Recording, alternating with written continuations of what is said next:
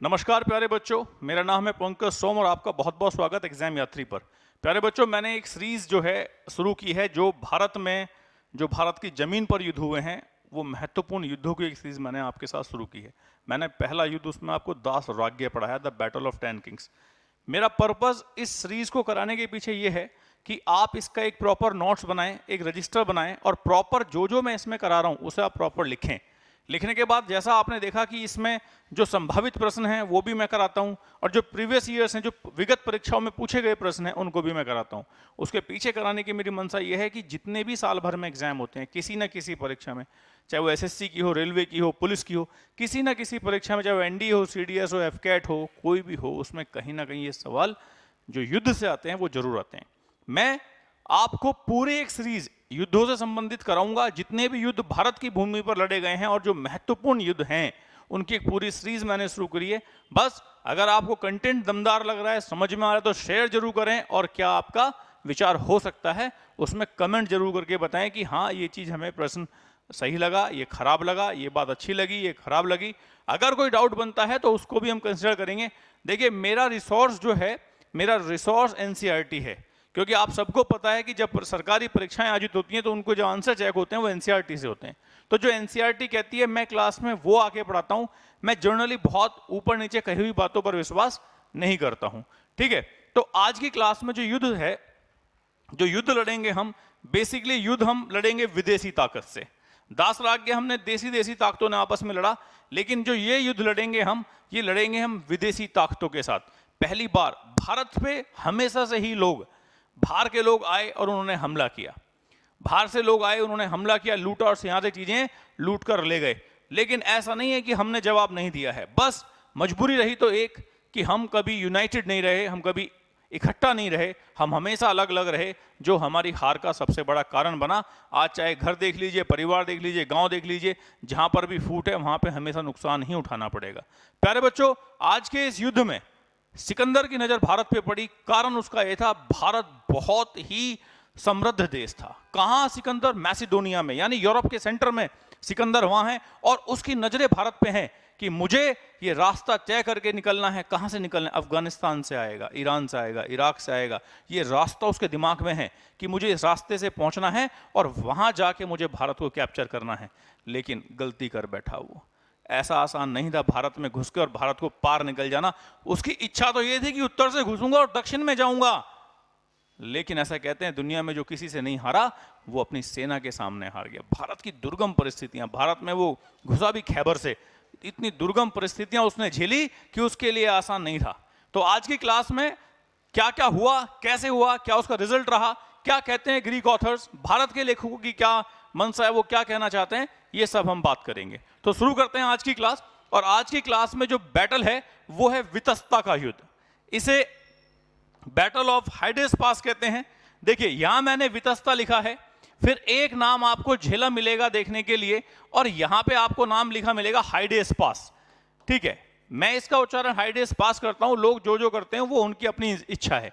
जो नदी है फिलहाल नदी है झेलम, वर्तमान में भी ये नदी झेलम है, लेकिन इसका ऋग्वैदिक नाम है वितस्ता। लेकिन इसका ग्रीक ऑथर इसको किस नाम से पुकारते हैं? ग्रीक ऑथर इसको हाइडेस पास के नाम से पुकारते हैं। सेम व्यास के बारे में सेम यही कहानी है। बिपाशा, व्यास और हाइफासिस। हाइफासिस उसका नाम ग्रीक नाम है और सीडीएस में क्वेश्चन पूछा गया था, डिस्कस करूंगा आगे। तो आज की क्लास में जो हम युद्ध लड़ रहे हैं वो युद्ध लड़ रहे हैं हम वितस्ता का युद्ध, हाइडेस, बैटल ऑफ हाइडेस पास। हुआ क्या था प्यारे बच्चों? जैसा मैंने बताया कि सिकंदर की इच्छा ये थी कि बस मुझे भारत को चीर देना है। ऐसी इच्छा बहुत रखते हैं। एक हमारे बराबर में भी जैसे लंपट, उसकी भी इच्छा ये रहती है। खुद का पिछवाड़ा खुला पड़ा है लेकिन भारत को जो है वो तोड़ने की बात करता है। आप समझ ही गए होंगे मैं कौन से पड़ोसी की बात कर रहा हूं। खुद के यहां पे टमाटर 1000 रुपए किलो बिक रहा है, ठीक है। तो ये युद्ध कब हुआ? ये युद्ध हुआ 326 बीसी में। पहला क्वेश्चन देखिए, एंशिएंट हिस्ट्री में मैं जितने युद्ध कराऊंगा, जल्दी से जब मैं क्लास में भी जीएस पढ़ाता हूं तो मैं एंशिएंट हिस्ट्री की डेट्स याद करने के लिए नहीं कहता हूं, लेकिन कुछ डेट्स इतनी इंपॉर्टेंट हैं कि वो आपको याद करनी ही पड़ेंगी, ठीक है। तो युद्ध कब हुआ वितस्ता का? ये 326 बीसी में। कहां लड़ा गया था? पंजाब प्रोविंस। कौन सा पंजाब प्रोविंस? आप सबको पता है 1947 में जब भारत और पाकिस्तान का डिवीजन हुआ, जब भारत के टुकड़े हुए, तो जो बड़ा पंजाब का क्षेत्र है वो चला गया पाकिस्तान के पास और छोटा क्षेत्र जो है वो हमारे पास रह गया। तो जिस समय ये घटना घटी, जिस पंजाब में युद्ध लड़ा गया, उस समय वो पंजाब प्रोविंस कहलाता था और जो कि अब पाकिस्तान ऑक्यूपाइड क्षेत्र कहलाता है। किस किस के बीच में हुआ? तो सबसे पहले रूलर्स के बारे में जान लेते हैं। तो अलेक्जेंडर द ग्रेट और पोरुस। उस समय पंजाब का शासक कौन था? उस समय पंजाब का शासक पोरुस था। तो ये लड़ाई जो हुई ये अलेक्जेंडर द ग्रेट और पोरुस के बीच में हुई। पोरुस कोई मामूली आदमी नहीं था। पोरुस कोई किसी भी एंगल से सिकंदर से डरने वाला आदमी ही नहीं था। सेना की स्ट्रेंथ देख लीजिए, किसी भी तरीके से आपको ये देख के नहीं लग सकता कि वो पोरुस उसके सामने कहीं भी बौना साबित हो रहा है। पोरुस एक बहुत ही बलशाली, बहुत ही बुद्धि से काम लेने वाला एक जानदार योद्धा था, क्योंकि जो कमजोर थे उन्होंने तो आते ही घुटने टेक दिए थे। मैं बात कर रहा हूं आंभी की, जो तक्षशिला का राजा था। उसने जैसे ही सिकंदर की सेना देखी वो हवा ले गया, और हवा लेते ही उसने क्या किया? उसने आत्मसमर्पण कर दिया सिकंदर के सामने। ये सवाल भी एग्जाम ने पूछा हुआ, सबसे पहला राजा कौन मिला सिकंदर को? तो राजा आंभी था, जिसने सरेंडर कर दिया और उसने कहा महाराज मुझे छोड़ दीजिए और मैं आपका साथ दूंगा आगे, वही घर का बेदी लंका ढाएगा। लेकिन अलेक्जेंडर खुद एक बड़ी सेना के साथ यहां पर पहुंचा था। जो सिकंदर की सेना थी उसमें लगभग 45,000 उसके पास सेना थी। लेकिन ये जो एलिफेंट मैंने यहां पे लिखा है, ये वॉर एलिफेंट है, ध्यान रखिएगा, ये वॉर एलिफेंट है। वॉर एलिफेंट का मतलब ये होता है जिन्हें पर्सनली युद्ध में लड़ने की ट्रेनिंग दी जाती है, उनको वॉर एलिफेंट बोलते हैं। ये कहीं ना कहीं सिकंदर की दिल की धड़कनें धक धक धक धक ऐसे बढ़ा रहा था। वैसे धक धक नहीं होती है दिल की धड़कन लबडब होती है। और ये सवाल भी एनडीए सीडीएस में पूछा गया है कि दिल की धड़कन को क्या कहते हैं बायोलॉजी में, तो वो लबडब साउंड होती है, याद रखिएगा हमेशा। तो सिकंदर यहां पे परेशान किस बात से है कि उसके पास केवल 85 की संख्या है हाथियों की, लेकिन पोरुस के पास यहां पर 200 की संख्या है। यही उसकी चिंता का कारण था। लेकिन दोनों ही सेनाएं बहुत शानदार तरीके से लड़ी और झेलम नदी के किनारे ये युद्ध लड़ा गया। और जब ये युद्ध लड़ा गया तो ग्रीक ऑथर्स ये कहते हैं कि पोरुस हार गया, लेकिन इस बात का कोई भी प्रमाण भारतीय साहित्यों में नहीं मिलता है। और गलत बात जब लगती है कि जब हमारे यहां भी किताबों में हार जीत उसके बारे में लिख दिया गया। हमने वो ग्रीक ऑथर्स की बात सच मान ली कि हां सिकंदर ने पोरुस को हराया था, लेकिन क्वेश्चन मार्क है, इस युद्ध का परिणाम क्वेश्चन मार्क है। क्या हुआ था? कौन था अलेक्जेंडर? अलेक्जेंडर फिलिप का बेटा था। बहुत कम उम्र में राजा बन गया था। फिलिप बहुत जल्दी मर गया था। तो अलेक्जेंडर ने नॉर्थ मैसेडोनिया से चलना शुरू किया। नॉर्थ मैसेडोनिया से चलते हुए अलेक्जेंडर ने इजिप्ट पे भी कब्जा किया। इजिप्ट से पहुंचा ग्रीस, ग्रीस से पहुंचा टर्की, टर्की से पहुंचा सीरिया। ये रूट है जिससे अलेक्जेंडर भारत में घुस रहा है। आप गौर से देख लीजिए, जब मैसेडोनिया से चला तो चलता साइड में इजिप्ट पे, जिसे मिस्र कहते हैं, जो अफ्रीका का कंट्री है, उसको भी जीत लिया। और चलता चलता जा रहा है। सबसे पहले कहां पहुंचा? ग्रीस, ग्रीस से पहुंचा टर्की, टर्की से पहुंचा सीरिया, सीरिया से पहुंचा इराक, इराक से पहुंचा ईरान, और ईरान से पहुंचा अफगानिस्तान। और अफगानिस्तान में जैसे ही गया हिंदू कुश में एंट्री मारी, और हिंदू कुश में पहला दर्रा उसे मिला खैबर, जिसको पार करके उसने भारत की सरजमी पर पैर रखा। जब वो भारत की सरजमी पे आया तो सरजमी पे आते ही उसका सामना हुआ आंबी के साथ। आंबी ने कहा मैनू माफ करा जी, अस्सी नहीं लड़ांगे। तो तब उसके बाद ये युद्ध जब खतरनाक तरीके से हुआ, तो इस युद्ध में जो सबसे बड़ा नुकसान है, जिसके ऊपर भारतीय इतिहासकार उंगली उठाते हैं, जिसका घोड़ा यहां युद्ध में मर गया हो, बुकाफेलिस। बुकाफेलिस सबसे प्यारा घोड़ा था सिकंदर का। जिसका घोड़ा यहां युद्ध में मर गया हो, कैसे लगा सकते हो आप कि उसका घोड़ा जब हमने यहां मार दिया तो हमसे जीता होगा? लेकिन आप फिर मुझसे अंतिम तौर पे पूछेंगे कि जी उपसंहार में, कंक्लूजन में आप क्या बोलना चाहोगे, तो आपको पोरुस की हार ही माननी पड़ेगी, क्योंकि किताबों में इस बात की भरमार है। तो इसमें क्या हुआ? इसमें बुकाफेलिस की मृत्यु होती है। और this is the question gentleman, this is the question. कहते हैं सिकंदर की सेना होम सिकनेस की बड़ी शिकार थी। होम सिकनेस में किसी को अपने बच्चे याद आ रहे थे, किसी को अपनी बीवी याद आ रही थी, किसी को अपने मां बाप याद आ रहे थे, क्योंकि बहुत लंबे समय से सेना लगातार लड़ती आ रही थी। यहां एक बात मैं आपको बताना चाहूंगा, भारतीय सेना में और दुनिया की सेनाओं में एक अंतर है।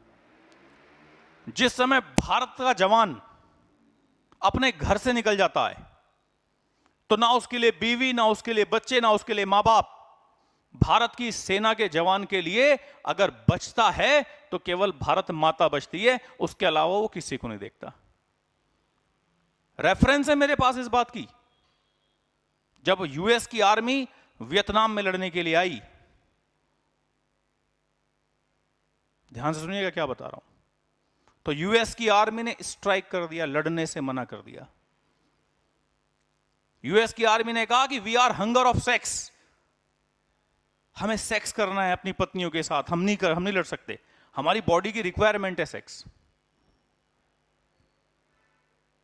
You will be surprise to know this, आपको आश्चर्य होगा ये जान के कि अमेरिकी सरकार को ब्रॉदल बनवाने पड़े यूएस आर्मी के लिए, अमेरिकी की सरकार को वेश्याएं बुलानी पड़ी अमेरिकी गवर्नमेंट को, और सेना को वेश्याएं सौंपी गई, उन्होंने तब अपने शरीर की पूर्ति की, तब लड़ी। ये अंतर है दुनिया की सेना में और भारत की सेना में। मोदी जी फिर भी 4 साल बता रहे हैं नौकरी, चलो हो सकता है 4 साल से सुधर जाए कुछ, हम तो इस बात को भी सही मान लेते हैं, सुधरना चाहिए, सूरत जैसी भी हो बदलनी चाहिए। तो यहां पर जब ये होम सिकनेस का शिकार हो गई, सिकंदर की सेना ने कहा हम नहीं जाने के आगे, we want to go back home, हमें तो घर जाना है वापस। तो यहां से एग्जामिनर ने सवाल पूछा कि कौन सी नदी पार करने से सिकंदर की सेना ने मना कर दिया था, तो वो नदी थी हाइफासिस, यानी वो नदी है बिपाशा, यानी वो नदी है व्यास। रोहतांग दर्रे से निकली है, मनाली कभी जाओगे घूमने के लिए, शादी से पहले या शादी के बाद रोहतांग जरूर जाना, पता लगेगा वहां जाके, 2 निकली हैं, एक इधर से, आगे जाके मिल जाती हैं, व्यास बन जाती है। इस नदी को पार करने से सेना ने मना कर दिया। मैंने भी कंक्लूजन में क्या कहा है, पोरस हार गया, लेकिन मैंने साथ में लिखा है, लेकिन केवल ग्रीक लेखक कहते हैं, only Greek authors claims it, कि पोरस इस युद्ध को हार गया था। आते हैं जरा, क्या पूछा गया है, एग्जामिनर ने क्या पूछा है, आइए विगत परीक्षा में पूछे गए प्रश्न। सिकंदर व पोरस के बीच लड़ा गया युद्ध किस नदी के किनारे लड़ा गया था? तो डेफिनेटली जब आपने पूरे ध्यान से नोट्स बनाए होंगे, लिख लिया होगा, तो आंसर आपके सामने है। क्या आंसर है इसका? आंसर है वितस्ता, यानी झेलम के किनारे युद्ध लड़ा गया था। वितस्ता का युद्ध कब लड़ा गया था? डेफिनेटली ये भी आपके सामने है, ये भी आपको चीजें क्लियर हो गई होंगी। उसके बाद नेक्स्ट क्वेश्चन क्या पूछा गया, सिकंदर के समक्ष सबसे पहले किसने आत्मसमर्पण किया? Who surrendered? आपको पता है तक्षशिला का राजा आंभी, आंभी ने सबसे पहले, गांधार की राजधानी थी तक्षशिला, 16 महाजनपदों में गांधार की राजधानी तक्षशिला थी। आपने महाभारत में सुना होगा मामा शकुने, वही वाला मामा शकुन, भांजे वही वाला मामा शकुनी है, हाँ उसी का राजपाट था ये, ठीक है। उसके बाद सिकंदर की सेना ने किस नदी को पार करने से, very very most important question, किस नदी को पार करने से मना कर दिया था? और अगर आप वास्तव में गंभीर विद्यार्थी हैं और शानदार पढ़ना जानते हैं और जानना चाहते हैं, तो इन चारों के नाम ढूंढना। अब हिंदी में क्या है, हिंदी भाषा में क्या कहलाते हैं, बताना मुझे। हाइड्रोटस अब कौन सी नदी है इस समय भारत में, बहती है इस समय, तो कौन सी नदी को पार करने से मना कर दिया? सिकंदर की सेना ने हाइफासिस को पार करने से मना कर दिया। क्या प्रश्न आ सकते हैं, संभावित प्रश्न क्या हो सकते हैं जो आ सकते हैं? सिकंदर के सेनापति का नाम जिसकी पुत्री से चंद्रगुप्त मौर्य ने शादी कर ली थी, तो नाम सबसे पहले सिकंदर का सेनापति जिसका नाम है सेल्यूकस निकेटर।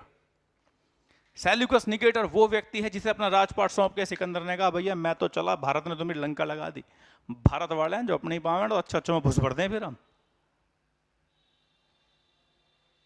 जब जाके सेल्यूकस निकेटर को सब कुछ हो गया। अब सेल्यूकस निकेटर का यहां क्या होने वाला था? मगध का सम्राट बन चुका चंद्रगुप्त मौर्य, जिसके गुरुदेव चाणक्य हैं जिसके विष्णुगुप्त गुरुदेव हैं, कौटिल्य जिसके गुरुदेव हैं, क्या उठ रहा सेल्यूकस निकेटर का, उसने कहा यहाँ रिश्ता करे अपनी लड़की का।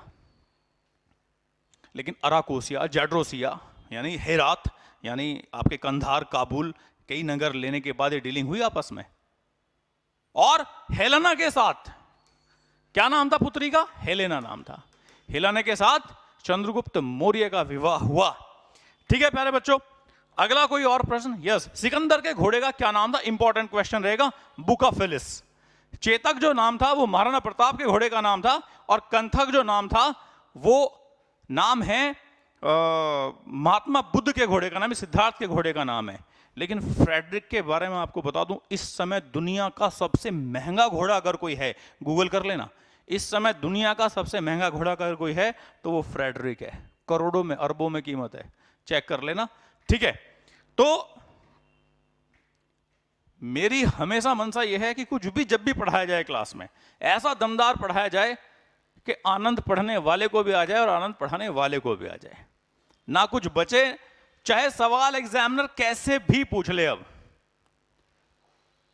जो अगली क्लास में जो अगला युद्ध होगा, इतनी सी जनसंख्या में लाखों मरेंगे, कौन सा युद्ध होगा ये? मैं कह रहा हूं मीनारें खड़ी हो जाएंगी, इतने लोग मरेंगे कि मीनारें खड़ी हो जाएंगी, लाशों की मीनार बन जाएंगी, आदमी परेशान हो जाएगा। इंतजार जरूर करिएगा और जरूर देखिएगा एग्जाम यात्री। जय हिंद, जय भारत।